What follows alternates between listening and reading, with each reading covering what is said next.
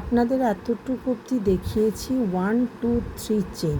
এই চেনটাকে একটি সমান বর্ডারের মতন রাখবো, যাতে পরবর্তী খেলে কুরুশের কাজ একটু বেশি বেশি হয়। উলে কাটাতে করলে ছোট স্পেস বাড়ে, আর কুরুশে করলে বড়। যেমন প্রথম এইভাবে লংটিকে সামনে পেঁচিয়ে সার্কেলে ঢোকাবো, বের করব, প্রথম দুটোকে একটা করব, তারপরে এই পেছনের সুতোটাকে একটু সামনে এনে এটাকে আরেকটি করব, আবার এটাকে ঘুরিয়ে নেব, এরকম করব, ভেতরে ঢোকাবো, সামনে নেব, দুইকে এক করব, এখানেও আবার দুইকে এক করব। দেখুন কত সুন্দরভাবে এভাবে করে ফেলেছি। এইভাবে 16টি লং করব, এইভাবে 16টি লং করে সার্কেলটি করব। আপনাদের যদি পছন্দ হয় লাইক করবেন, শেয়ার করবেন, সাবস্ক্রাইব করবেন এবং পরবর্তী ভিডিওর জন্য আমাদের সঙ্গে থাকবেন। স্কোয়ার বানাতে পারবো এইভাবে। Thank you.